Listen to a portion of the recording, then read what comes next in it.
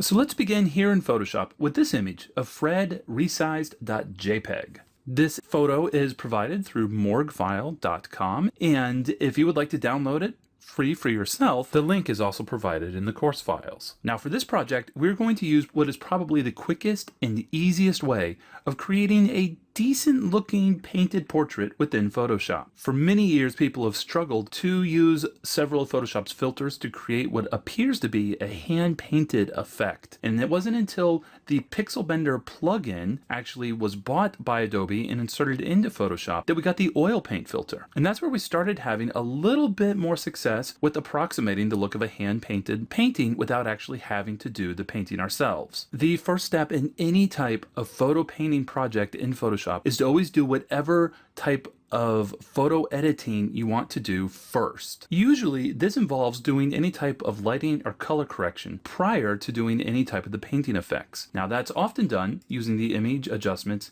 either the levels or the curves command. In this case, I'm going to use levels, and then I'm going to pull that right hand slider to the left.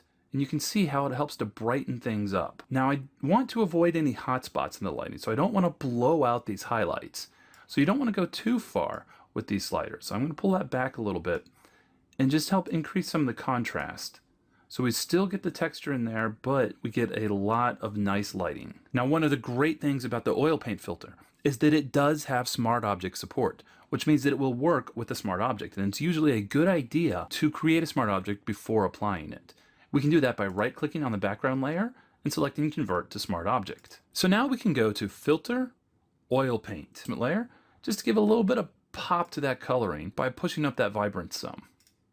And so now we end up with really what looks like a really nicely painted digital portrait, especially if you take a look back at the first photograph. That's the source photo, and here's the final painted effect. That looks pretty good. All right, guys, that's it for lesson number 3. That's about the quickest and easiest way of doing what appears to be a painted portrait in Photoshop. Next lesson, lesson number 4, we're going to take this whole idea and we're going to push it a little bit further. We're going to do a little bit more Photoshop work. We'll have some more different elements to the application of that filter, and we'll use a landscape image.